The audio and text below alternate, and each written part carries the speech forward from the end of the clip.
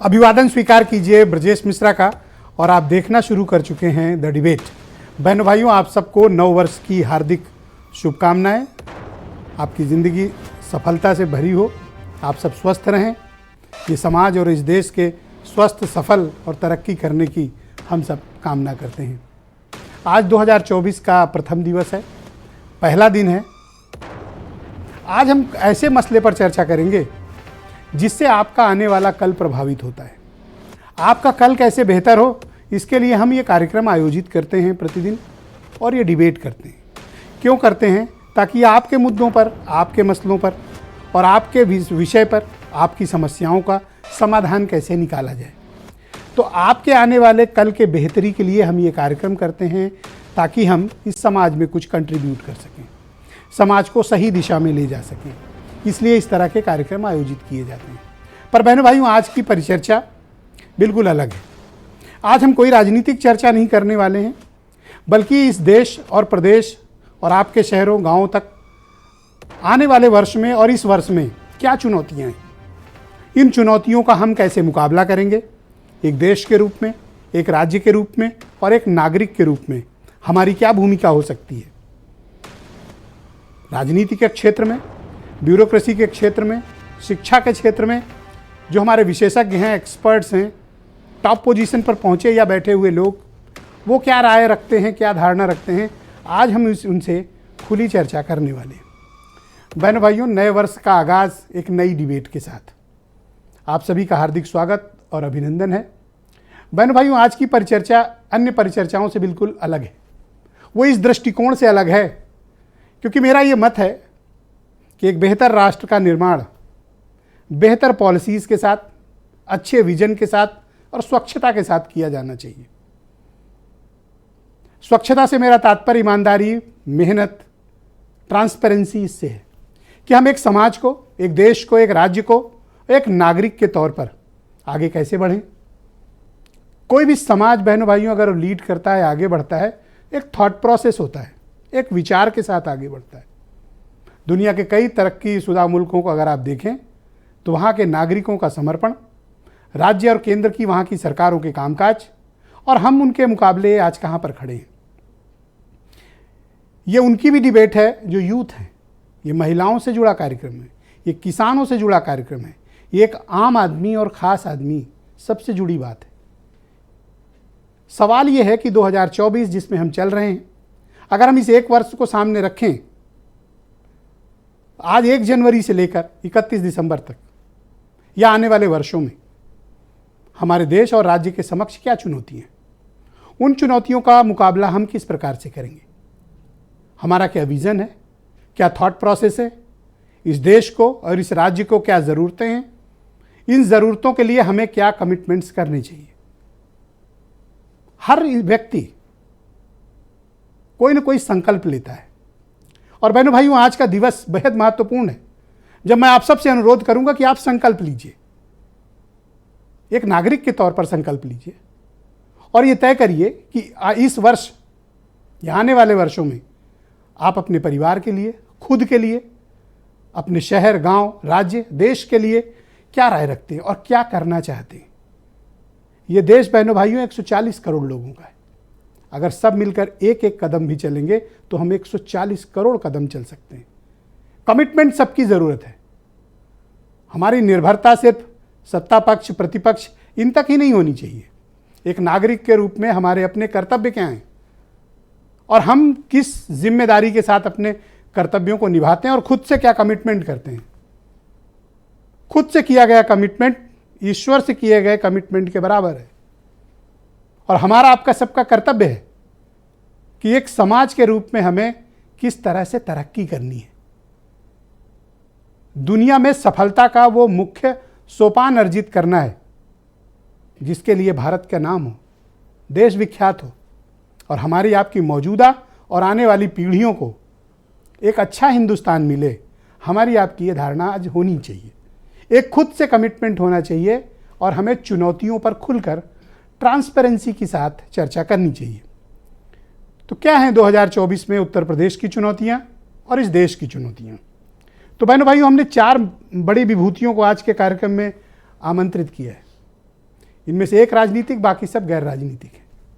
इसलिए आमंत्रित किया है ताकि हम समाज के विभिन्न क्षेत्रों में टॉप पोजीशन पर पहुंचे लोग या मौजूदा लोग, इनका थॉट प्रोसेस क्या है, ये आपके बारे में क्या सोचते हैं, ये समाज के बारे में क्या सोचते हैं, ये देश और राज्य के बारे में क्या सोचते हैं, ये कैसे देश की तरक्की की जा सकती है, कहाँ कमियां हैं, किनको हम दुरुस्त कर सकते हैं। खुली चर्चा आज हम इस विषय पर करने वाले हैं। तो बहनों भाइयों, स्वागत कीजिए ब्रजेश पाठक का। उत्तर प्रदेश के डायनामिक डिप्टी चीफ मिनिस्टर हैं और यूथ हैं, बहुत ही लोकप्रिय हैं और लोगों के बीच इनकी लोकप्रियता आसमान पर है। और ब्रजेश पाठक उत्तर प्रदेश में राजनीति में कर्मठता और अपनी मेहनत, कमिटमेंट्स के लिए जाने जाते हैं। इसलिए आज मैंने इन्हें आमंत्रित किया है ताकि हम खुली चर्चा कर सकें कि एक यूथ के तौर पर, एक पॉलिटिशियन के तौर पर, एक राज्य के उप मुख्यमंत्री के नाते उनका विजन क्या है। हमारे साथ दीपक सिंघल साहब मौजूद हैं, उत्तर प्रदेश के पूर्व मुख्य सचिव। इस राज्य को उन्होंने 38 साल से ज़्यादा का वक्त दिया। एसडीएम से शुरू किया गया सफ़र चीफ सेक्रेटरी तक रहे। उत्तर प्रदेश की ब्यूरोक्रेसी, जिस पर तमाम बारी सवाल भी उठते हैं, लेकिन उसके अचीवमेंट्स भी हैं। हम उनसे भी आज चर्चा करेंगे कि अब जब वो सर्विस से बाहर हो चुके हैं, अब वो क्या कमियां पाते हैं कि कैसे ठीक किया जाए ब्यूरोक्रेसी को, क्या अच्छे काम हो रहे हैं और क्या बेहतर किया जाना चाहिए। और उत्तर प्रदेश में पिछले 10 साल के सबसे चर्चित डीजीपी रहे सुलखान सिंह जी हमारे साथ स्टूडियो में मौजूद हैं। मैं उनका भी स्वागत करूंगा। एक डीजीपी के रूप में इन्होंने बड़े ऐतिहासिक काम किए हैं। तो इन सबको अचीवर्स को आज हमने आमंत्रित किया है और सबसे खास गेस्ट आज हमारे अवध ओझा जी मौजूद हैं। थोड़ी देर में हमारे साथ दिल्ली स्टूडियो से ज्वाइन करेंगे। उनसे भी हम चर्चा करेंगे और जानेंगे कि यूथ, एजुकेशन, तरक्की, पिछली गलतियों से सबक और आने वाले वक्त में हमें क्या करना चाहिए। और वीरेंद्र सिंह जी हमारे स्टेट हेड। ब्रजेश पाठक जी, मैं आपका बहुत शुक्रिया अदा करता हूं कि आज नव वर्ष के प्रथम दिन आपने हमारे दर्शकों के लिए समय निकाला। आपका बहुत शुक्रिया। आज हम बिल्कुल डिफरेंट विषय पे बात कर रहे हैं। आज कोई राजनीतिक बात नहीं होगी, आज समाज और देश की बात होगी। और मैं आपसे समझना चाहता हूं कि 2024 की क्या चुनौतियां आप महसूस करते हैं।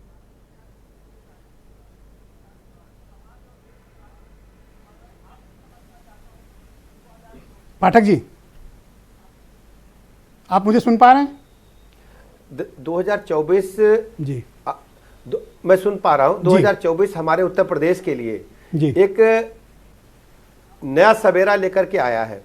माननीय प्रधानमंत्री नरेंद्र मोदी जी की गरीब कल्याण योजनाएं जन जन तक पहुंचे, उत्तर प्रदेश में कानून का राज और मजबूत हो।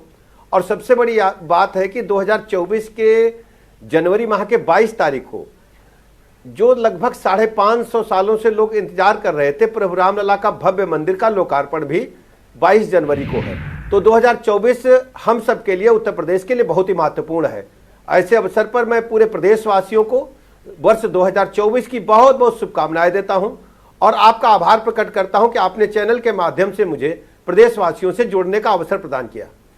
पाठक जी, मैं आपसे समझना चाहता हूं कि एक पॉलिटिशियन के तौर पर और इस राज्य के उप मुख्यमंत्री होने के नाते आप क्या चुनौतियां अपने सामने इस एक साल में रखते हैं और क्या कमिटमेंट आप खुद से और जनता से करेंगे कि इस एक साल में आप किन चुनौतियों का सामना करके सफलतापूर्वक करके देंगे?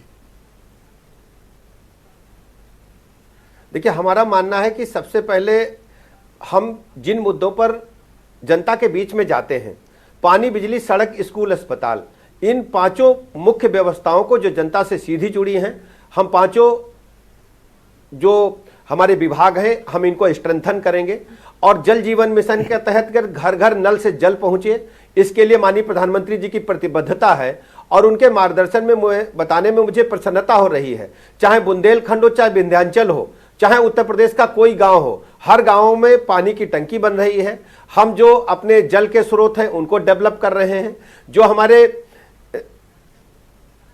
जल हम जो बोरिंग से निकालते हैं, हम उनको डेवलप कर रहे हैं। और घर घर नल से जल पहुंचाने की दुनिया की सबसे बड़ी योजना धरातल पर उतार करके घर घर नल से जल इस वर्ष हम पहुंचा पाए, इसके टारगेट को लेकर के हमारी सरकार चल रही है। दूसरी सबसे बड़ी योजना हमारे सामने क्या है कि प्रत्येक व्यक्ति को हम उच्च कोटि की चिकित्सा व्यवस्था उपलब्ध कराएं।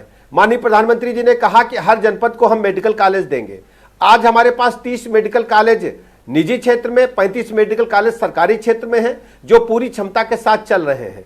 16 जनपद ऐसे बचे हैं जहां पर मेडिकल कॉलेज अभी बनाए जाने की कार्यवाही प्रक्रिया में है। हम इन 16 जनपदों में कोशिश करेंगे कि सभी में मेडिकल कॉलेज हम धरातल पर उतार करके पढ़ाई शुरू करा पाएं, और जो हमारी अटल बिहारी वाजपेयी मेडिकल यूनिवर्सिटी है इसको पूरी तरह से हम प्रदेश की जनता के लिए लोकार्पित करा पाए, इसका भवन बन करके तैयार हो जाए। हमने तय किया है कि मेडिकल कॉलेज खोलने जाने के साथ साथ नर्सिंग कॉलेज और पैरामेडिकल कॉलेज हम पैरेलल खोलेंगे। माननीय प्रधानमंत्री जी ने भी पूरे देश में 157 नए नर्सिंग कॉलेज सरकारी क्षेत्र में खोले जाने की घोषणा की है, और उत्तर प्रदेश राज्य में हमने तय किया है कि सभी मेडिकल कॉलेजों के साथ हम समय समय प्रक्रियावार नर्सिंग कॉलेज और पैरामेडिकल कॉलेज खोलेंगे, जिससे हम गुणवत्ता परक लोगों को उच्च कोटि की चिकित्सा व्यवस्था दे पाए। और हम हमारे जो बड़े चिकित्सा संस्थान हैं, चाहे पीजीआई हो, चाहे लोहिया संस्थान हो, चाहे केजीएमयू हो, इनको हम स्ट्रेंथन करने जा रहे हैं। पीजीआई में हम 4 नए विभाग खोल रहे हैं, इमरजेंसी की क्षमता हम बढ़ाने जा रहे हैं। जो एपेक्स ट्रामा सेंटर पीजीआई का है उसको पूरी क्षमता के साथ 200 बेड हम संचालित करने वाले हैं। इसके अलावा सबसे बड़ी बात, पीजीआई में सर्वाधिक लोड आईसीयू बेड्स का होता है, तो हम टेली आईसीयू प्रारंभ कर रहे हैं, जनवरी में ही उसका हम लोकार्पण करेंगे। हम जो हमारे बड़े मेडिकल कॉलेज हैं, प्रारंभ के तौर पर हम सभी मेडिकल कॉलेजों को जोड़ करके टेली आईसीयू प्रारंभ कर रहे हैं, जिससे मेडिकल कॉलेजेस के विभिन्न जनपदों के पेशेंट पीजीआई हमको शिफ्ट न करना पड़े, हम उन जनपदों में ही लोगों को गुणवत्ता परक उच्च कोटि की चिकित्सा व्यवस्था उपलब्ध करा पाए। इसके अलावा स्कूलों की व्यवस्था हम कहना चाहते हैं, जो बेसिक शिक्षा के स्कूल थे, आज हम कह सकते हैं कि हमने 95% से अधिक स्कूल हमने कायाकल्प योजना में मॉन्टेसरी स्कूल, अंग्रेजी माध्यम के स्कूलों से, प्राइवेट स्कूलों से बेहतर बनाने का काम किया है। हमने फर्नीचर दिए हैं, हमने उनके लिए शौचालय की व्यवस्था की है, हमने उनके उच्च कोटि की भोजन की व्यवस्था की है। इसके अलावा उनको ड्रेस की व्यवस्था मॉन्टेसरी स्कूल की तरह की है, हमने जूता मोजा भी उनको प्रदान किया है, और उनको पुस्तकें भी, पाठ्य पुस्तकें भी समय से हम दे पा रहे हैं। मध्याह्न भोजन भी बेहतर से बेहतर दे रहे हैं। ड्रॉप आउट रेट 2017 से पहले जो लगभग घटते घटते 1 करोड़ 12 लाख हो गया था, आज हम कह सकते हैं कि हमारे बेसिक शिक्षा के स्कूलों में 1 करोड़ 92 लाख से अधिक बच्चे जितने कमिटमेंट्स आप कर रहे हैं और जितने बातें आप बता रहे हैं हमें, क्या ये सभी चुनौतियां और वायदे, जहां तक सड़क की बात, आप ये सब आप 1 साल में पूरा कर लेंगे? अपनी पूरी कर लेता हूं। सड़क के मामले में मैं सड़क के बारे में कहना चाहता हूं, हमने 75 के 75 जनपदों को 4 वे लेन से जोड़ने का काम किया है। आज सर्वाधिक जो हमारे एक्सप्रेसवेज वाला स्टेट उत्तर प्रदेश है। हमारे पास अभी 6 एक्सप्रेसवेज है, 6 एक्सप्रेस हमारे शीघ्र ही बनकर के तैयार हो जाएंगे। हमने 1,72,000 किलोमीटर पक्की डामरीकृत सड़कें बनाने का काम किया है। इसके अलावा हमारा मानना है कि सबसे बड़ी चुनौती हमारे सामने उत्तर प्रदेश बड़े राज्य को लाइन ऑर्डर के मामले में पूरे भारत में नंबर 1 पर लाना है। आज हम कह सकते हैं कि पूरे भारत में कहीं भी चर्चा होती है तो उत्तर प्रदेश राज्य की बेहतर कानून व्यवस्था की होती है। कुल मिलाकर के माननीय प्रधानमंत्री जी की गरीब कल्याण योजनाओं को जन जन तक पहुंचाएं और लोगों के जीवन स्तर को ऊपर उठाने में हम कामयाब हो, इस दिशा में हम माननीय प्रधानमंत्री जी के मार्गदर्शन में काम कर रहे हैं। मेरे 2 सवाल हैं आपसे। आपने जितने वायदे किए और अभी इन चुनौतियों को गिनाया, क्या ये 1 साल में आप पूरा कर लेंगे? सवाल नंबर 1, यूथ को जॉब चाहिए, नौकरियां चाहिए, हमारी आपके विभाग से लेकर अन्य विभागों में, हमारी कब देंगे? हमारी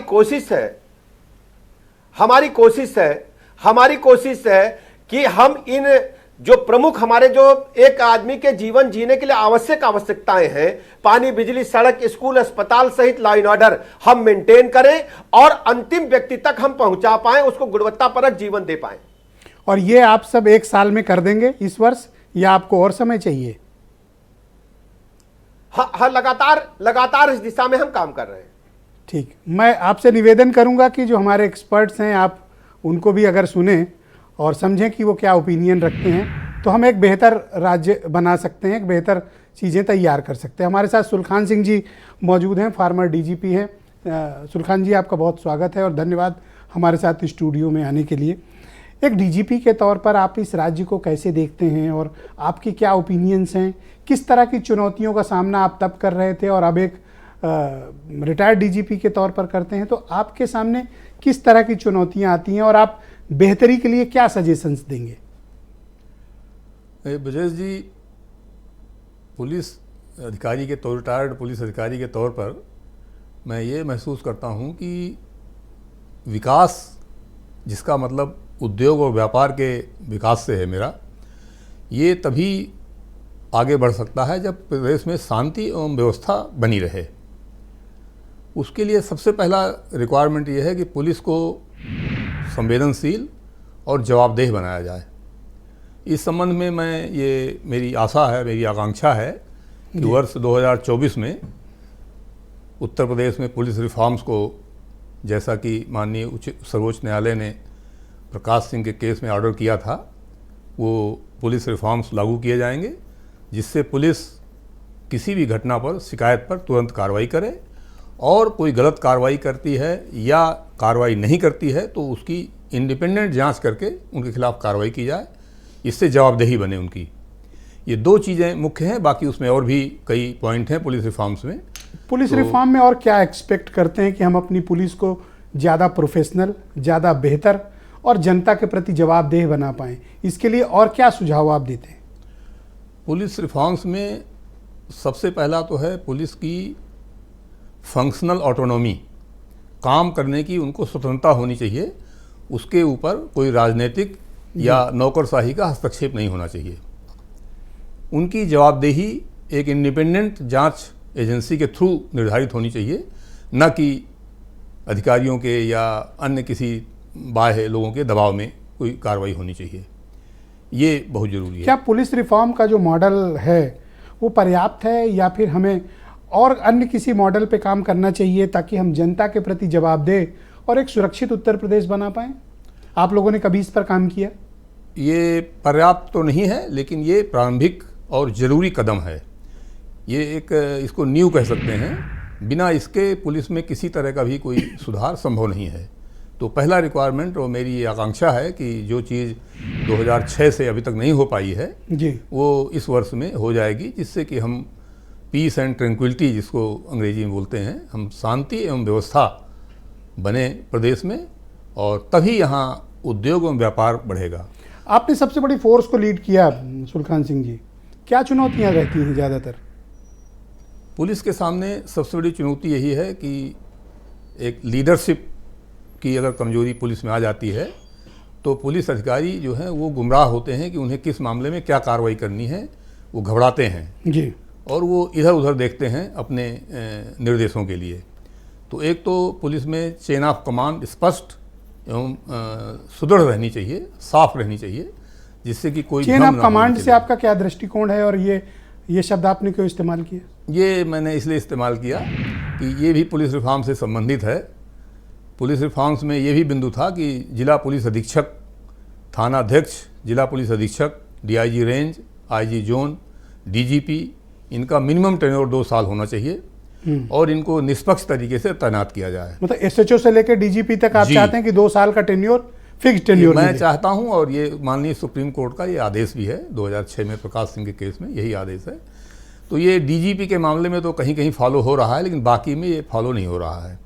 तो इससे बड़ी अनसर्टेनिटी नीचे रहती है। थाना प्रभारी जो है, जो कि पुलिस व्यवस्था की रीढ़ है जी, वो कंफ्यूज रहता है कि उसे क्या करना है, किस चीज़ से करने से वो तबादला हो जाएगा, उसको कब तक वो रह पाएगा, इससे बड़ा भ्रम है। लिहाजा आपने 3 इंपॉर्टेंट पॉइंट्स रेज किए। पहला, पुलिस रिफॉर्म लागू किया जाए। दूसरा, पुलिस की जवाबदेही तय हो। और तीसरा, चेन ऑफ कमांड की क्लैरिटी हो, मिनिमम 2 ईयर का उनके कार्यकाल मिले, तभी हम बेहतर पुलिस दे पाएंगे। जी, और ऑल राइट, तभी प्रदेश में उद्योग एवं व्यापार आएगा। बिना पीस एंड ट्रैंक्विलिटी के, शांति एवं व्यवस्था के, यहाँ उद्योग और व्यापार नहीं आएगा। अब 2 बेहतरीन शख्सियत हमारे साथ और जुड़े हुए हैं। अवध ओझा जी हमारे साथ दिल्ली स्टूडियो में आ गए हैं, उनका भी बहुत स्वागत है। बहन भाइयों, हम रुख करेंगे दीपक सिंघल जी का। उत्तर प्रदेश के मुख्य सचिव रहे हैं, 38-39 साल का करियर उत्तर प्रदेश में रहा है और बहुत कुछ उन्होंने देखा है अपने कार्यकाल में। दीपक सिंघल जी, बहुत शुक्रिया आपका हमें समय देने के लिए।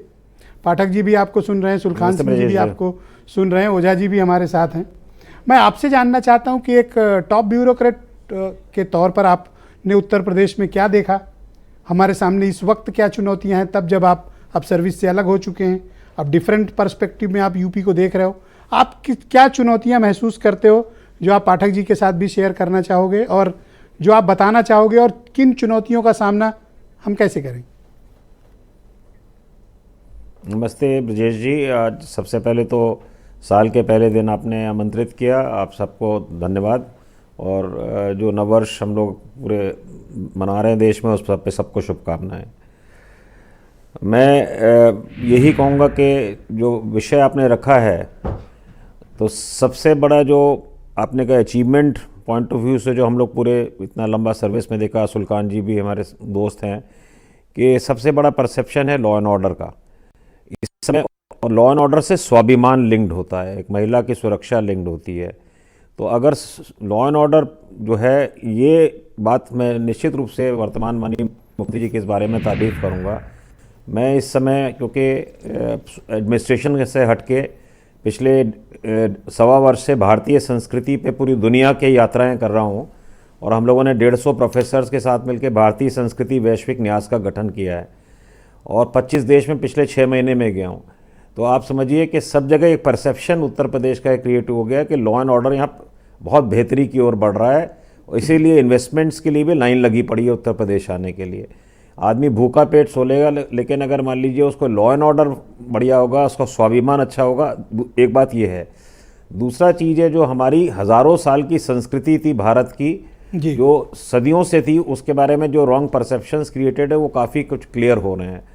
तो चाहे अभी अभी हमारे माननीय उप मुख्यमंत्री जी ने राम मंदिर का जिक्र किया, तो एक वो भी भारतीय जो आस्था का प्रश्न होता है, आस्था के लिए कोई सबूत की ज़रूरत नहीं होती है जी। तो ये लोगों के मन में भर गया है कि पूरा जो सर, मैं ब्यूरोक्रेसी के दृष्टिकोण से आपसे ये समझना चाहता हूँ कि एक परसेप्शन है उत्तर प्रदेश की ब्यूरोक्रेसी के बारे में कि अच्छा परफॉर्म नहीं करते हैं, काम की जगह व्यवधान ज़्यादा उत्पन्न करते हैं, डिलीवर नहीं करते हैं अन्य राज्यों के मुकाबले उत्तर प्रदेश के ब्यूरोक्रेट्स। किस तरह की समस्याएं आपने झेली, और ये जो यंग ब्यूरोक्रेट्स हैं या जो मिडिल लेवल पे ब्यूरोक्रेट्स हैं, उनको आप क्या मशवरा देना चाहोगे? देखिए, मैं इसमें अपनी जीवन का अनुभव के हिसाब से कह सकता हूँ कि ये बात निश्चित रूप से आप सही कह रहे हैं कि ये परसेप्शन उत्तर प्रदेश के ब्यूरोक्रेट्स के बारे में है, और कुछ दिल्ली में सीनियर अधिकारियों में रहता भी है कि हम नेगेटिव हर चीज़ की ना करने की आदत है, और जो जब ना करने की आदत होती है तो वो उससे आगे कभी डेवलपमेंट प्रोसेस रुकता है जी। तो मैं तो यंग ऑफिसर से यही कहूँगा कि इस अवसर पे जो आपने बात कही कि ये वचनबद्ध हों कि हमें हर चीज़ का रास्ता निकालने का सोच होनी चाहिए, जिससे आम पब्लिक का फ़ायदा हो सके। दूसरा, यंग ऑफिसर्स के लिए मेरी सलाह ये होगी कि अहंकार ना रखें। आज के ये ज़रूर हम लोग शिकायत है, यंग कलेक्टर भी होता है तो ऐसा समझने लगता है कि भाई मुझे पब्लिक से मिलना ही नहीं है, किसी से बात करनी ही नहीं है, कोई जनप्रतिनिधि से बात ही नहीं करनी है। तो ये जो थोड़ा एटीट्यूड डेवलपमेंट हो रहा है, ये थोड़ा सा खतरनाक हो रहा है। इसके बारे में हम लोग, हमारे बैचमेट तो कैबिनेट सेक्रेटरी भी हैं भारत के, तो हम लोग कभी सीनियर ऑफिसर्स चर्चा करते हैं कि ये यंग ऑफिसर्स में कि भाई जो इंडियन अवतार सर्विस वाली जो फीलिंग है कि भाई हमसे बड़ा कोई है ही नहीं, तो ये इसको तो शेड आउट करना पड़ेगा। अगर मान लीजिए आपको जनता की वास्तव में सेवा करनी है, आपको भगवान ने IAS में काम करने का जब मौका दिया है, तो सबसे हंसी मिलजुल के काम करना चाहिए, और अपनी एक्सेसिबिलिटी 100% रखनी चाहिए, चाहे वो पत्रकार हों, चाहे वो आपके पब्लिक के लोग हों। सबसे जब मिलेंगे सबकी जानकारी मिलेगी। एक बात अन्य राज्यों के मुकाबले में सर ये पाता हूँ कि यहाँ के अफसर डिलीवर करने में बहुत पीछे हैं, और व्यवधान अधिक उत्पन्न करना, काम की जवाबदेही न तय होना, और चीज़ों को कैसे लटकाया अटकाया भटकाया जाए, इस एटीट्यूड से कैसे मुक्ति मिले, ये बहुत बड़ी चुनौती है जिसका हर सरकार सामना करती है। देखिए, ये इंडिविजुअल ओरिएंटेड, ये बात आपने बिल्कुल सही कही। ये समस्या ब्रजेश जी, मैं इससे सहमत नहीं हूँ कि अन्य प्रांतों में कोई स्थिति इससे बेहतर है।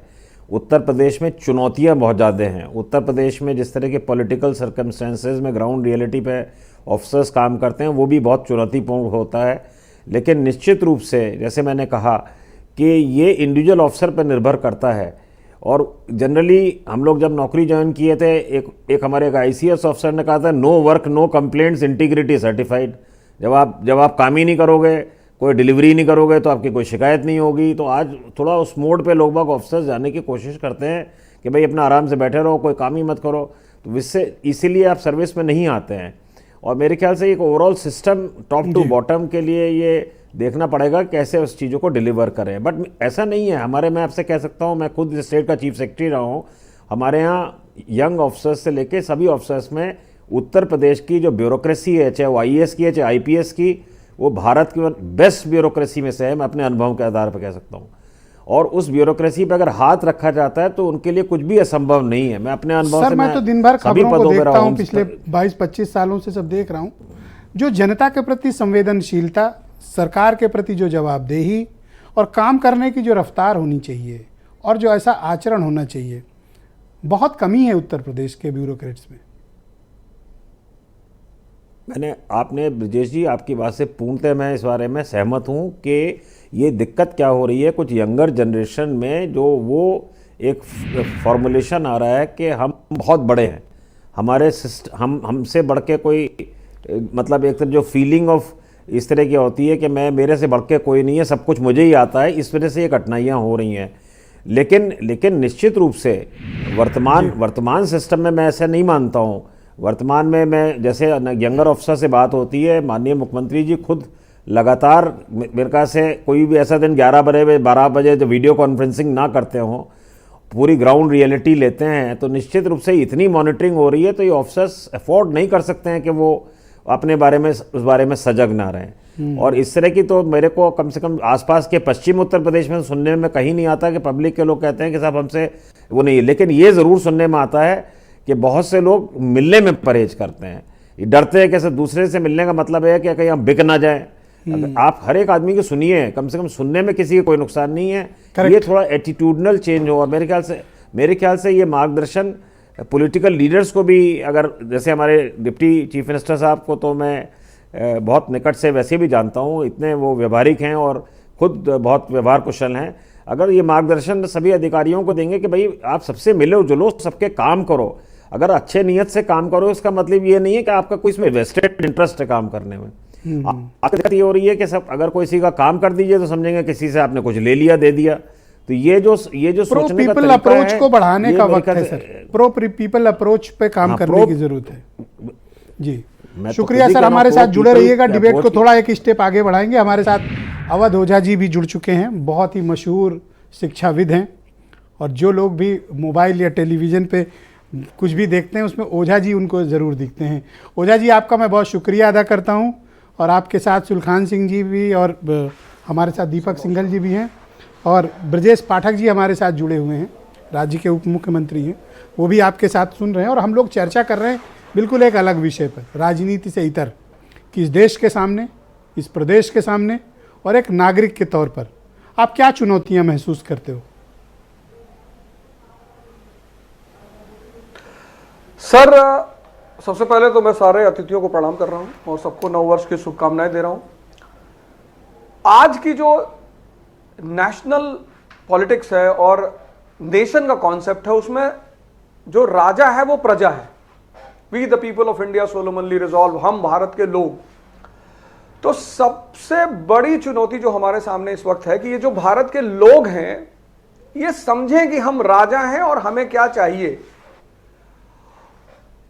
और इसके लिए जो सबसे बड़े, जिस चीज पे सबसे ज्यादा काम कर रही है कि एजुकेशन एम्प्लॉयमेंट के लिए ना हो, एजुकेशन एनलाइटनमेंट के लिए हो, विद्या से विवेक पैदा हो। सर, 1787 में 13 कॉलोनियों ने मिलकर एक देश बनाया, यूनाइटेड स्टेट्स ऑफ अमेरिका। आज वो सुपर पावर है और सारी दुनिया के लोग वहां की यूनिवर्सिटियों में पढ़ना चाहते हैं, स्टैनफोर्ड, कोलंबिया, टेक्सास, बॉस्टन। फिर आप देखो चाइना को, देखो 1970s के बाद, 1970s से पहले कितनी बुरी हालत है चाइना की, और आज चाइना पूरी दुनिया में एक पावर बनकर उभरा है। एजुकेशन, फिर उसकी प्रायोरिटी, हमारे बहुत सारे बच्चे हायर एजुकेशन के लिए चाइना जा रहे हैं। हमारे पास सबसे बड़ी चुनौती है कि ये जो जनता है, अभी माननीय उप मुख्यमंत्री जी और हमारे जो अधिकारीगण लोग बैठे हैं, वो सब लोग बात कर रहे थे प्रशासन की, सिस्टम की। मैं कह रहा हूं सर कि जिस दिन ये विद्या विवेक को जन्म देने लगेगी और 70 से 80% लोग उस विवेक का इस्तेमाल करेंगे, मतलब जनता भी जागरूक हो जाएगी, तो बहुत सारी चुनौतियां अपने आप खत्म हो जाएंगी। बड़ा अच्छा काम किया सरकार के समय, राम मंदिर का निर्माण हो रहा है और 22 जनवरी को उसका उद्घाटन भी है, हमारे माननीय प्रधानमंत्री जी भी जाएंगे। तो भगवान राम का तो मंदिर बन गया, अब उनका जो संदेश है, जो उनका मॉडल है, जिसको मैं कहता हूं श्री राम से प्रभु राम तक का मॉडल, कि श्री राम बनकर वो घर से निकले और प्रभु राम बनकर वापस आए। और उनको पता है त्याग और तपस्या का महत्व। अपने बेटों को भी आश्रम में रखा। लव कुश वो इतने महान बने कि उन्होंने भगवान को ही बांध दिया। तो शिक्षा पद्धति में ये जो लव कुश मॉडल है कि आइंस्टीन के साथ पतंजलि, अगर इसका सम्मिश्रण किया जाए और शिक्षा पद्धति को सुधार और व्यवहारिक स्तर पर और प्रमोट किया जाए, स्किल डेवलपमेंट किया जाए। 1868 जापान एक मामूली सा कंट्री है एशिया का, लेकिन उसने अपनी शिक्षा को पकड़ा सबसे पहले, क्योंकि उसको पता था कि शिक्षा रोशनी का काम करेगी। और जैसे ही जनता जागरूक होगी, राष्ट्र का हर वर्ग जागरूक होना शुरू हो जाएगा। और सर 1910 में जापान वर्ल्ड पावर बन गया सर। तो मेरे हिसाब से जहां मैं हिस्ट्री को देखता हूं, और हिस्ट्री मेरे लिए गाइड की भूमिका अदा करती है, और मैं 1787 के अमेरिका को देखता हूं, 1868 के जापान को देखता हूं, फिर 1970s के चाइना को देखता हूं, तो हमारे पास किसी चीज की कमी नहीं है सर। ह्यूमन रिसोर्स है, नेचुरल रिसोर्स है, अच्छे अधिकारी हैं, अच्छे राजनेता हैं, सब कुछ है। लेकिन अगर हम वो जागृति वाला काम कर ले जाए सर, यानी विद्या को विवेक के विकास का माध्यम बना लें, तो बहुत सारी चुनौतियां अपने आप खत्म हो जाएंगी सर। सर आप तो बहुत हजारों छात्रों से मिलते हैं, यूथ से मिलते हैं, इंटरेक्ट करते हैं, आप क्या उनमें कमिटमेंट पाते हैं, किस चीज़ की कमी पाते हैं, और क्या मानते हैं कि उनमें बहुत बेहतर है? सर सबसे पहली बात तो आज का जो यूथ है, आप देखिए व्यवहारिकता देखिए। मतलब आदमी बीए करने के बाद, बीएससी करने के बाद कम से कम इतनी समझ तो उसके अंदर पैदा हो जाएगी कि वो अपनी जीविका चला ले। अब कहीं पर चपरासी की वैकेंसी निकली थी, वहां पे समाचार आया कि भाई पीएचडी किए हुए लड़के वहां पर जाकर लाइन में खड़े। अब एक पीएचडी स्कॉलर है डॉक्टर राम मनोहर लोहिया, बर्लिन से मद्रास पहुंचते हैं, जेब में पैसा नहीं है सर। हिंदू के ऑफिस जाते हैं, कहते भाई हमें एक आर्टिकल लिखना है, उसको आर्टिकल लिख के देते हैं। उस आर्टिकल का उस समय उन्हें 200 रुपया मिलता है। उनकी एजुकेशन कितना प्रोडक्टिव रही होगी सर कि उनको एम्प्लॉयमेंट सर्च नहीं करनी पड़ रही है। इतनी योग्यता पैदा कर दी, इतना टैलेंट। आज वो जो है, आज वो जो योग्यता है, वो जो टैलेंट है, वो जो अपने आत्मनिर्भर होने का जज्बा है, वो यूथ में बहुत मिसिंग है सर, बहुत मिसिंग है। उसके छोटे छोटे कॉन्सेप्ट्स खराब है सर। मतलब छोटे छोटे, तंबाकू खा रहा है, कह रहा बुद्धिवर्धक चूरन है। सर ये तो रिक्शे वाले भी खा रहे हैं सर। तो ये जो आज का यूथ है, बहुसंख्यक, जिनके घर अच्छे हैं, जिनके परिवार अच्छे हैं, जिनको संस्कार अच्छे मिले, वो तो सर अपने ट्रैक पर आ गए हैं। लेकिन जिस हर आदमी के साथ ऐसा नहीं हो पा रहा है, तो बहुसंख्यक सर इस समस्या से लड़ रहे हैं कि बहुत शिक्षित होने के बाद भी आत्मविश्वास नहीं है सर। जी ओझा सर हमारे साथ जुड़े रहिएगा, हम थोड़ा परिचर्चा को एक स्टेप आगे बढ़ाएंगे। वीरेंद्र जी भी हमारे साथ आ गए हैं, पर उनकी ओपिनियन लेंगे, फिर पाठक जी के पास एक फाइनल ओपिनियन के लिए चलेंगे। वीरेंद्र जी, एक पत्रकार के रूप में आप क्या मानते हो कि इस देश और राज्य और एक नागरिक के रूप में भी किन चुनौतियों का सामना आप करते हैं, और वो चुनौतियां क्या हैं और उनका मुकाबला आप कैसे करेंगे? आज नए साल की शुरुआत है तो थोड़ा देसी अंदाज होना चाहिए। अदम गोडवी ने लिखा है कि चांद है जेरे कदम सूरज खिलौना हो गया, और हाँ मगर इस दौर में किरदार बौना हो गया। और शहर के दंगों में जब भी मुफलिसों के घर जले, शहर की कोठियों का मंजर सिलौना हो गया। ये उत्तर प्रदेश में एक इतिहास था कि दंगे होते थे, कानून व्यवस्था की स्थितियां खराब होती थी, अपराधी, माफिया, अपहरण, बलात्कार, ये सब बहुत सारी आम बातें और चीज़ें थी। लेकिन नया साल जो है उत्तर प्रदेश में एक नई तस्वीर पेश कर रहा है। वो ये बात कह रहा है कि हम अब बीमारू राज्य नहीं रहे, अब हम आगे आना चाहते हैं। उत्तर प्रदेश के डिप्टी सीएम ब्रजेश पाठक जी बैठे हैं। मैं उनका बहुत हृदय से आभार जताना चाहता हूं कि एक ऐसा शख्स आपके बीच में मौजूद है लखनऊ में, उत्तर प्रदेश में, जिसके दरवाजे 24 घंटे आम आदमी के लिए खुले हैं। और कोरोना काल से लेके आज तक के अपने कार्यकाल में हर दिन उन्होंने सैकड़ों हजारों लोगों की बातें और फरियादें सुनी, काम किया है। उत्तर प्रदेश की सरकार का वो एक उदारवादी चेहरा है। और आज जब उत्तर प्रदेश बीमारू राज्य से आगे जा रहा है तो उनका इसमें बड़ा योगदान है। उत्तर प्रदेश से अपहरण उद्योग समाप्त हुआ, माफिया मारे गए, इंडस्ट्री आई, निवेश बढ़ रहा है, बुलडोजर का राज आया, एक्सप्रेसवे ने उत्तर प्रदेश को गति दी, उसके आर्थिक विकास को आगे बढ़ाया।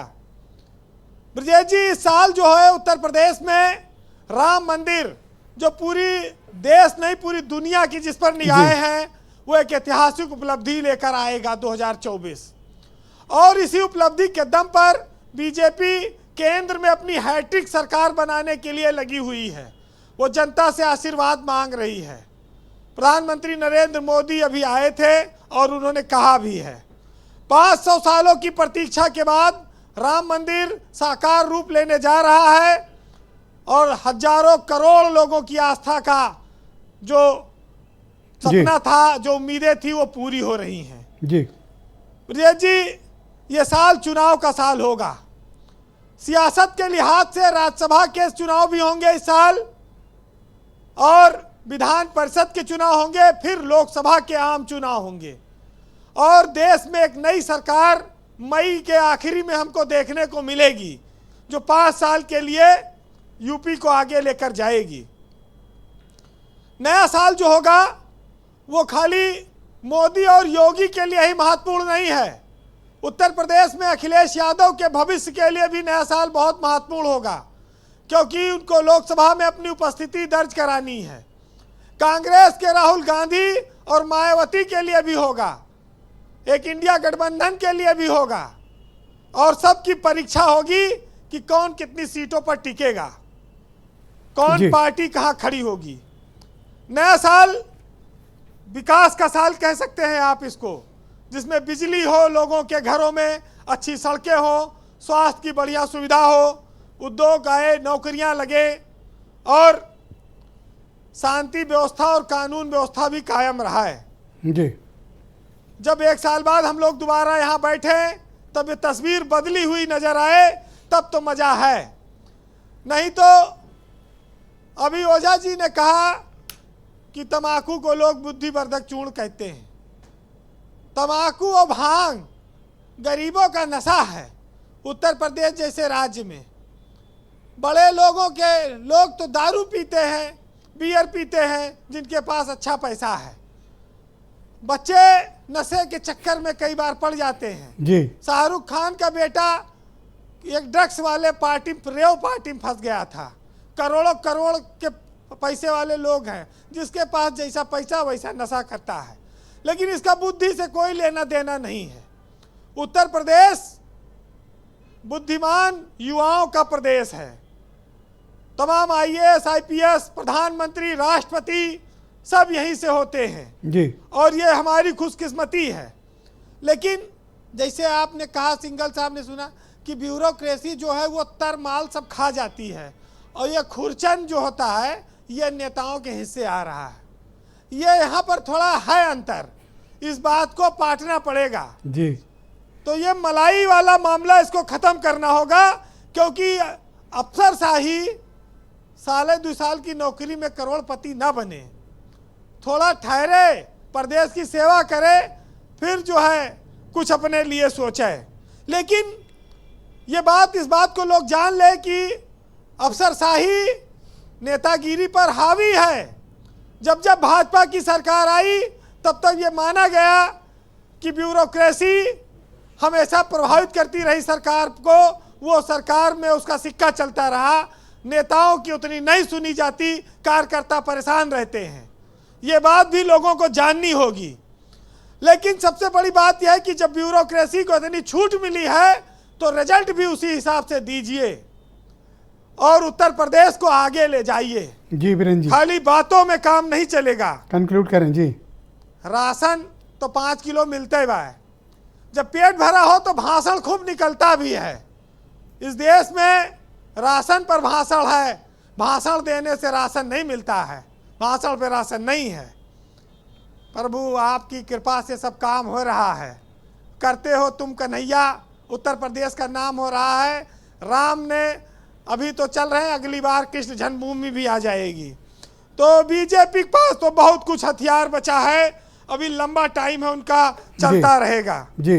लेकिन ब्रजेश जी अभी उत्तर प्रदेश में विकास की बहुत सी रोशनी आनी बाकी है और नए साल में एक ईमानदार नेतृत्व उन ऊंचाइयों की ओर यूपी को ले जाए जो देश में हमें उत्तर प्रदेश को अग्रणी बनाए।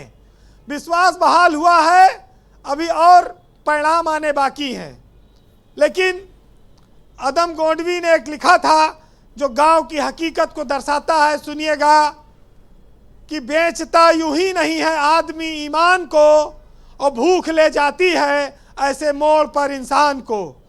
खुदी सुकरात की हो या रुदात गांधी की, सदाकत जिंदगी के मोर्चे पर हार जाती है और फटे कपड़ों में सिर ढाके निकलता हो जहां कोई, समझ लेना कि वो पगडंडी अदम के गांव जाती है। बहुत शुक्रिया बीरेन जी, ग्राउंड जीरो से अपने इनपुट, फीडबैक और ऑब्जर्वेशन हम सब तक पहुंचाने के लिए आपका बहुत बहुत शुक्रिया। बहनों भाइयों, डिबेट को नेक्स्ट राउंड में ले चलते हैं और आपको सीधे कनेक्ट करते हैं उत्तर प्रदेश के उप मुख्यमंत्री ब्रजेश पाठक जी से, जो बड़े धैर्यपूर्वक हमारे सभी पैनलिस्ट की, हम सब की बात सुन रहे थे। अब उनसे एक एक करके अपने प्रश्नों का जवाब लेंगे। पाठक जी, सबसे पहले तो हमारे पैनलिस्ट ने कुछ ओपिनियंस यहाँ पर प्रस्तुत की, उसके बारे में मैं आपकी टिप्पणी जानना चाहता हूँ। और दूसरा, आप प्रतिदिन हजारों सैकड़ों लोगों से मिलते हैं, इंटरेक्ट होते हैं, लोग किस तरह की समस्याएं अधिकांश पाते हैं आप यूपी में और उनसे कैसे निपटा जाए? ज़्यादातर समस्याएं हमारे पास भूमि विवाद को लेकर के हैं। इसके बाद लॉ एंड ऑर्डर की भी समस्याएं आती हैं, सर्विस के ट्रांसफर्स की भी समस्याएं हैं और कुछ स्वास्थ्य संबंधी समस्याओं को लेकर के भी लोग आते हैं। ज़्यादातर को मैं जिलाधिकारी और पुलिस अधीक्षक महोदय से बात करके उसको दूर करने का हर संभव प्रयास करता हूं जी, और मुझे इसमें सफलता भी मिलती है। मुझे सुलखान सिंह ने जो कहा है वो बात एकदम सही है। पुलिस को हम लोगों ने काफ़ी कुछ सही किया है और बहुत कुछ किया जाना बाकी है, क्योंकि सुधारात्मक प्रक्रिया लगातार चलती रहती है। जो पुलिस रिफॉर्म्स हैं, इससे मैं सहमत हूँ और होना चाहिए। और पुलिस को जब हम जवाबदेह बनाएंगे तभी परिणाम भी और बेहतर आएंगे। अभी पुलिस में बहुत अच्छा काम हुआ है, गृह विभाग में उत्तर प्रदेश में लॉ एंड ऑर्डर बहुत बेहतर है, और भी बेहतर करेंगे और इनकी सुझाव कुछ से हम सहमत हैं। जहाँ तक दीपक जी ने कहा है, इनका भी जो कहना है, हम यंग ऑफिसर से कहना चाहते हैं, जितने भी हमारे यंग ऑफिसर्स हैं और जितने भी ऑफिसर्स हैं, वो ये बात को माने कि जो सरकारें बनती हैं वो जनता के कमिटमेंट से बनती हैं और पॉलिटिकल लोग और पॉलिटिकल पार्टियां कमिटमेंट करती हैं। तो हमको बीच में एक ऐसी समन्वय की स्थिति बनानी पड़ेगी कि हम प्रदेश के लिए जवाबदेह हैं, प्रदेश के 25 करोड़ लोगों के लिए जवाबदेह हैं। इस बात की विचारधारा हमें डेवलप करनी होगी कि हमारा काम सिर्फ सर्विस करना नहीं है, हम सबको 25 करोड़ लोगों को साथ लेकर के चलेंगे और लोगों के मनोकांक्षाओं के अनुसार, संविधान के अनुसार चलते हुए लोगों को हम अंतिम व्यक्ति तक डेवलपमेंट की रोशनी पहुंचाएंगे, कानून का राज मेंटेन करेंगे और हर स्थिति में लगना चाहिए कि कानून सबके लिए बराबर है। पारदर्शिता के साथ हम आगे बढ़ेंगे। जो सरकारी योजनाएं हैं वो जन जन तक पहुंचेंगी और बगैर किसी को भी पक्ष लिए निष्पक्षता के साथ पहुंचेंगी। ये प्रतिबद्धता हमारे ऑफिसर्स में होनी चाहिए और मुझे कहने में प्रसन्नता है कि हमारी सरकार लगातार इस दिशा में सफलतम प्रयास कर रही है और सुधारात्मक प्रक्रिया हम अपनाए हुए हैं और उत्तर प्रदेश राज्य को पूरे देश के पैमाने पर हम नंबर 1 का राज्य बनाने की तरफ तेजी के साथ आगे बढ़ रहे हैं। चाहे लॉ एंड ऑर्डर का मामला हो, बिजली के मामले में हमने कल ही अखबार में देखा है कि आज हम पूरे राष्ट्र में नंबर 1 पर हैं बिजली देने वाले लोगों में और हमारे पास अतिरिक्त संसाधन उपलब्ध हैं। आज हमारे पास 30,000 मेगावाट से अधिक बिजली के एग्रीमेंट हैं और बिजली के मामले में, साफ सफाई के मामले में हम लगातार व्यवस्थित ढंग से नगर निगमों को आगे बढ़ाने का काम कर रहे हैं। गांव में सफाई व्यवस्था को हमने ध्यान दिया है, हमने सीवेज ट्रीटमेंट प्लांट्स बनाने का काम किया है और हर स्थिति में लॉ एंड ऑर्डर हमारी प्राथमिकता है। और उद्योगों के मामले में आप जानते हैं, investor summit, global investor summit के बाद उत्तर प्रदेश तेजी के साथ उद्योगों में आगे बढ़ रहा है, औद्योगिकीकरण हो रहा है। वन डिस्ट्रिक्ट वन प्रोडक्ट के माध्यम से उत्तर प्रदेश राज्य ने पूरे देश के पैमाने पर बड़ी चर्चा हासिल की है। आदरणीय प्रधानमंत्री नरेंद्र मोदी जी भी दुनिया के दूसरे देशों को जाते हैं तो विभिन्न राष्ट्राध्यक्षों को जो उन्हें उपहार देने होते उसके लिए कहीं जाना नहीं पड़ता, उत्तर प्रदेश के ओडीओपी की लिस्ट उठाते हैं और यहां से चाहे मुरादाबाद का हमारा पीतल उद्योग हो, अलीगढ़ के हमारे ताला उद्योग हो या हमारे लखनऊ का हमारा चिकन की जो कपड़े हैं, चाहे मुरादाबाद का हमारा जो अमरूद है या बनारस की साड़ी है, हमारा भदोही का कालीन है। ऐसे अब चले जाएं, छोटी सी बांसुड़ी जो कृष्ण कन्हैया बजाते थे वो पीलीभीत में, पूरी दुनिया में बांसुड़ी पीलीभीत से जाती है। जो सगुन हमारे यहाँ जितने भी शादी विवाह मुंडन पसनी होते हैं बगैर ढोलक बजाए पूरे नहीं होते हैं। उत्तर प्रदेश से अमरोहा जिले की ढोलक पूरे देश और दुनिया में जाती है। हर जिले में कुछ ना कुछ बेहतर है। सिद्धार्थनगर में बांसी तहसील में काला नमक चावल आज पूरी दुनिया में मशहूर है।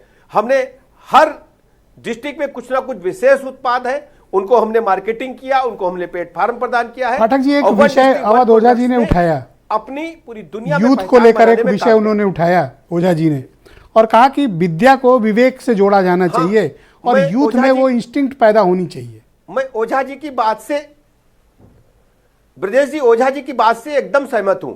मैं प्रदेश के नौजवानों से आपके चैनल के माध्यम से अपील करना चाहता हूं, कृपया ऐसा ना करें। जो मादक द्रव्य हैं, आप पढ़े लिखे हो, बिल्कुल न लें। एक बार मैं किसी जनपद में गया, जिले का नाम लेना उचित नहीं है जी। शाम को 7 बजे हो गया था, वहां के जिलाधिकारी पुलिस अधीक्षक ने कहा कि 7 बजे के बाद गांव में जाना उचित नहीं। हमने कहा मैं जाऊंगा। मैं मंच पे पहुंचा तो वहां पर एक गांव के क्रीड़ा स्थल का उद्घाटन था, तो हमने एक बच्चे को बुलाया, देखा पूरा गांव उसी व्यवस्था से जुड़ा हुआ है। हमने कहा अगर नई मोटरसाइकिल आप खरीदते हो तो क्या उसको मिट्टी के तेल डाल के चलाओगे? तो थोड़ी देर बाद सोचता रहा, कहा कि नहीं, हम पागल नहीं हैं, हम समझदार हैं, हमारी मोटरसाइकिल 6 महीने में खराब हो जाएगी। हमने कहा जो मानव शरीर आपको अमूल्य है, इसकी कोई मूल्य नहीं है, आपको ईश्वर ने प्रदान किया है, आपके माता पिता ने आपको बहुत सुंदर पाल पोस कर बड़ा किया है। इसमें जो पेय पदार्थ हम लेते हैं ये शरीर के अनुमन एकदम नहीं है। कृपया, मैंने माइक से बात कही, पूरे नौजवानों से मैंने अपील किया और मुझे बताने में इस बात को प्रसन्नता है। गांव के नौजवानों में इस बात के लिए उन्होंने काम किया, ड्राइव चलाया। आज पूरे गांव में युवा मादक द्रव्यों से दूर हैं और उनके जीवन स्तर में बदलाव आया है। हमारी सबकी जरूरत है, जो नीति नियंता हैं और जो मॉडल रोल जनता के लिए बने हुए हैं, चाहे हमारे सुलखान सिंह जी हों, चाहे दीपक सिंघल जी जैसे लोग हों, या अवध ओझा जी जैसे लोग हों, या प्रदेश में ऐसे ढेर सारे लोग हैं जो विभिन्न क्षेत्रों में विशेषज्ञता हासिल किए हैं और ऊपर सतह पर कंगूरे के एक ईंट बनकर के आ गए हैं। वो दिख रहे हैं पूरी दुनिया में, पूरे देश में, प्रदेश में। उन सबको इस बात के लिए नौजवानों के बीच में मैसेज देना चाहिए कि हमें विद्या को विवेक के लिए हासिल करना है, हमें ज्ञान प्राप्त करना है, ज्ञान को नौकरी के लिए नहीं बनाना है। मैथिलीशरण गुप्त जी ने सही कहा है, हे शिक्षे तुम्हारा नाश हो, अशिक्षे तुम्हारी विजय हो, तुम नौकरी के हित बनी, ऐसी शिक्षा नहीं चाहिए, मैथिलीशरण गुप्त जी ने कहा है। तो मैं प्रदेश के नौजवानों से कहना चाहता हूं, जो अंक तालिका मिलती है हमें इसके लिए बिल्कुल भी पढ़ाई नहीं करनी है, हमें ज्ञान के लिए शिक्षा ग्रहण करनी है। और प्रदेश को ये चाणक्य का हमारा देश है। हमारा देश ऐसे पुरोधाओं का देश है जिन्होंने बुद्धि विवेक कौशल के आधार पर हमारी संस्कृति को बचाने का काम किया है। आप सबको पता है कि आक्रांताओं ने जिस ढंग से, मुगल आक्रांताओं ने हमारी यूनिवर्सिटीज को आग लगाने का काम किया था, चाहे तक्षशिला को या अन्य विश्वविद्यालय को। मैं कह सकता हूं नालंदा भी कहा जाता है इतिहास में कई महीने तक जलता रहा, लेकिन हमारे वेद पुराण उपनिषद सुरक्षित रहे और यह सब संभव उस समय के शिक्षकों की वजह से हुआ। तो हमारे बीच में अवध ओझा जी जैसे शिक्षक हैं जो अपने बच्चों को कंठस्थ कराते हैं, ज्ञान देते हैं और उन्हें याद कराते हैं और उनको विवेक पैदा करते हैं। मैं पूरे प्रदेश के अपने शिक्षकों से, अपने स्टूडेंट से कहना चाहता हूं, हमको विवेक ग्रहण करना है और प्रदेश को पूरे राष्ट्र में नंबर 1 पर, दुनिया में सबसे बड़े डेवलपिंग स्टेट के रूप में डेवलप करते हुए तेजी के साथ, एक टीम भावना के साथ हमें आगे बढ़ना है और यह सब लाइन ऑर्डर को नंबर 1 पर रख करके ही हो पाएगा। मैं आपका बहुत बहुत आभार प्रकट करता हूं कि आपने मुझे अपने बीच में बुला करके नए वर्ष में अपने पूरे प्रदेश के वासियों से मैं 2024 की शुभकामनाएं देता हूं और आपका हृदय से आभार प्रकट करता हूं। बहुत धन्यवाद आपका। बस 5 मिनट और हम इस डिस्कशन को आगे बढ़ाएंगे। सुलखान सिंह जी, मैं आपसे जानना चाहता हूं और इसको थोड़ा और स्पष्टता करें कि इस डिपार्टमेंट में जिस तरह से कार्यप्रणाली है, दशकों से या सैकड़ों साल से जो उत्तर प्रदेश की पुलिस की कार्य पद्धति है, उसमें सुधार क्या सिर्फ पुलिस रिफॉर्म ला पाएगी और कोई तरीका नहीं? देखिए, प्रणाली में, कार्य प्रणाली में कोई बहुत खामी नहीं है। सुधार की तो लगातार ज़रूरत होती है समय के अनुसार, लेकिन वो जो प्रणाली है उसको निष्पक्षता से पुलिस लागू नहीं कर पा रही है, इसलिए रिफॉर्म्स की ज़रूरत है। जब रिफॉर्म्स लागू हो जाएंगे तब पता लगेगा गड़बड़ी कहाँ कहाँ पर है। जैसे ये बात अभी दीपक सिंघल जी ने भी कही और ये बात उभर के सामने आई, वीरेंद्र जी ने भी कही, अधिकारी मिलते नहीं हैं लोगों से। इसलिए नहीं मिलते हैं कि उनका कोई अहंकार है, उनको लगता है कि हमारा कोई क्या बिगाड़ लेगा। ये बात नए वर्ष में ना हो।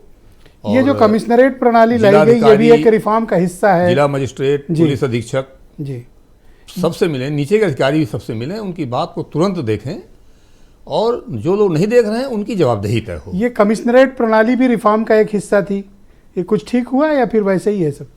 कमिश्नरेट प्रणाली बड़ी आधी अधूरी तरीके से लागू की गई है, लेकिन फिर भी इसके जो परिणाम आए हैं वो बड़े अच्छे रहे हैं। कुछ जो सर्वे हुए हैं उसमें पाया गया है कि इसमें पब्लिक का सेटिस्फेक्शन लेवल बहुत अच्छा है। इसको और बढ़ाया जाना चाहिए और जनपद तो शहरों ये में और शहरों में बढ़ाया जाना चाहिए, लेकिन जहाँ है वहाँ भी इसको ठीक से पूरा लागू करना जरूरी है। छोटी बात यह है कि जैसे इसमें एक हर जगह डीसीपी होता है, तो उस डीसीपी को जो जोन कहते हैं उसको डिस्ट्रिक्ट डिक्लेयर किया जाता है पुलिस एक्ट के तहत, वो अभी नहीं किया गया है। लिहाजा यहाँ डीसीपी को पुलिस की पावर सी नहीं है, एसपी की पावर सी नहीं है उनको, तो वो सब एक एडिशनल जीओ बन के रह गए हैं और एसपी का काम भी अब कमिश्नर ही कर रहे हैं अभी इस समय जो है। जी शुक्रिया सर, पूरा लाभ नहीं मिल पा रहा है। दीपक सिंघल जी को इनवाइट करूंगा, उनके जल्दी से उनका भी कमेंट चाहता हूं कि वो 30 सेकंड में अपने कमेंट कि सर ये बताइए कि नौकरशाही का जो वर्तमान सिस्टम है, जिस पर अभी आप और पाठक जी भी चर्चा कर रहे थे, इसको ठीक कैसे किया जाए? आपने कभी कुछ इसके बारे में विचार किया? देखिए ब्रजेश जी, हम सबका अपना अपना अनुभव है, तो मैंने ठीक करने का एक है अकाउंटेबिलिटी। और अकाउंटेबिलिटी जब अगर फिक्स अप होती है और पॉलिटिकल लीडरशिप करती है तो निश्चित से नौकरशाही उसी दिशा में चलती है। नौकरशाही तो उसका टूल है। लेकिन मैं ओझा जी की एक बात से बहुत मुझे कहना है, जो मैंने दुनिया में भी जाके देखा है, जो हमारी परंपरागत चाहे चिकित्सा थी चाहे शिक्षा थी, आज मान लीजिए 1832 के डॉक्यूमेंट में गुड डिस्पैच में लिखा है कि 2.5 लाख गुरुकुल यहाँ चलते थे भारत में। तो हमारी जो शिक्षा प्रणाली है और चिकित्सा प्रणाली पे एक गहन अध्ययन होकर बहस होनी चाहिए कि हम स्टैनफोर्ड अगर हार्वर्ड की बात करते हैं तो हमें अभी उपराष्ट्रपति जी भी आए थे, मैं उस फंक्शन में था गौतम बुद्ध यूनिवर्सिटी के, माननीय मुख्यमंत्री से उन्होंने एक ही मांग की देश के उपराष्ट्रपति ने कि गौतम बुद्ध यूनिवर्सिटी को नालंदा और तक्षशिला की तरह कन्वर्ट कर देना चाहिए। ये बहुत बड़ी बात है, बहुत बड़ी सोच है। हम आधुनिक शिक्षा के साथ साथ अपनी परंपरागत शिक्षा, ज्ञान, चिकित्सा शिक्षा का कैसे उपयोग करें। मैं अभी ब्रजेश जी बस एक सेकंड बताऊं आपको, मैं अभी कीनिया गया, वहां के राष्ट्रपति थे, उनकी बेटी अंधी हो गई थी और उनसे मैं मिला उन लोगों से जाके, तो उन्होंने केरला में जाके इलाज कराया और उसकी आई साइट वापस आ गई। तो जो हमारी अफोर्डेबल चिकित्सा थी, जो आयुष टेक्नोलॉजी थी, वो गांव-गांव घर-घर कैसे पहुंचे, तो साथ में हमारे ये इंटीग्रेट कैसे हो। अगर बात चीन में अगर एक डॉक्टर बनता है तो उसे कंपलसरी है अपने परंपरागत चिकित्सा पढ़ना, भारत में ऐसा क्यों नहीं हो सकता? तो ऐसी चीजें जो हमारी बिल्कुल हो सकता है सर, और इसीलिए हम ये सब डिबेट्स और कार्यक्रम आयोजित करते हैं ताकि हम बेहतर से बेहतर कल के लिए सुझाव और चुनौतियां प्रस्तुत कर सकें। मैं अवध ओझा जी को इस डिस्कशन में इनवाइट करता हूं।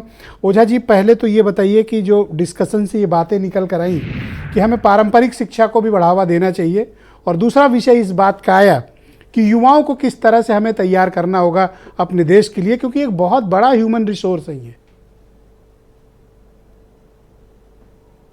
सर मैं अभी गुजरात गया था, तो वहां पे सरकार ने 6 to 8 में से 6 से 8 क्लास में गीता को कंपलसरी कर दिया है। बस सरकार को, माननीय उप मुख्यमंत्री जी भी हमारे साथ मौजूद हैं, तो मैं उनसे कहना चाहूंगा कि सरकार ये समझ ले कि एक शक्तिशाली मन और एक शक्तिशाली शरीर एक शक्तिशाली राष्ट्र का निर्माण करेगी। तो आइंस्टीन पढ़ाने के साथ साथ वो स्कूलों में योग और ध्यान को कंपलसरी कर ले। जागृत जनता और सेवा भाव का प्रेस, भारत समाचार ने एक पूरे साल एक शिक्षा का प्रोग्राम चलाया। पूरे साल शायद भारत में पहली बार ऐसा हुआ कि एक चैनल ने शिक्षा पर आधारित प्रोग्राम चलाया। और तो मैं आपको बधाई देता हूं कि आपने 66 एपिसोड प्राचीन भारत से लेकर आधुनिक भारत तक जनता को बताया। ये आप इसके लिए अभिनंदन के पात्र हैं सर। और एक सेवा भाव का राजनीतिक, जैसे हमारे उप मुख्यमंत्री जी हैं, मतलब उनका जैसा जो सेवा भाव है। मैं तो एक सेकंड में बात पूरी करूंगा कि इलाहाबाद में मेरा एक प्रोग्राम था, वो 6 बजे शार्प आ गए और कोई नहीं था ग्राउंड में, और मैं उनको देख के इतना घबरा गया कि अब क्या होगा। और उन्होंने तुरंत मुझसे कहा कि घबराने की कोई बात नहीं, मैं फिर से दोबारा आऊंगा। और शायद यूपी और इस देश के इतिहास में पहली बार कोई मुख्यमंत्री किसी प्रोग्राम में दोबारा आया। तो इस सेवा भाव के अगर राजनीतिज्ञ होंगे, इस सेवा भाव के अगर प्रेस होगा और जागृत जनता होगी, तो सर इस देश का विकास सुनिश्चित होगा। आपका बहुत बहुत शुक्रिया ओझा जी। अब पाठक जी, मैं आपका बहुत विशेष तौर पर धन्यवाद अदा करता हूं कि आपने 1 घंटे हमारे दर्शकों के लिए दिए, सवालों के भी जवाब दिए, ओपिनियंस भी सुनी। आपका बहुत विशेष धन्यवाद इस कार्यक्रम में हमारे साथ जुड़ने के लिए। सुलखान सिंह जी आपका, दीपक सिंघल जी आपका, और अवध ओझा जी आपका बहुत धन्यवाद। मुझे पता है आप 3 घंटे ट्रैफिक जाम में फंसकर किसी तरह स्टूडियो पहुँचे हैं। आपका बहुत धन्यवाद, और हम आप सबके बहुत आभारी हैं कि आपने इतना कीमती वक्त हमारे दर्शकों के लिए निकाला। और बहनों भाइयों, आप सबका भी शुक्रिया। मुझे उम्मीद है कि आपने हमारे एक्सपर्ट्स की, टॉप पोजीशन पर बैठे नेताओं की, ब्यूरोक्रेट्स और अवध ओझा जैसे विशेषज्ञ की बात सुनने के बाद आप सब निश्चित तौर पर अपनी चुनौतियों और कमिटमेंट्स को आगे बढ़ाएंगे। प्रत्येक व्यक्ति खुद से वायदा करे कि उसे 1 साल में क्या करना है, और उसे 1 साल को भी पूरा करने के लिए पूरी जान लगा देनी चाहिए। तभी आप आगे बढ़ेंगे, आपका परिवार आगे बढ़ेगा, राज्य और देश आगे बढ़ेगा। बहुत बहुत शुक्रिया, और पुनः आपको नव वर्ष की बहुत बहुत बधाई। नमस्कार।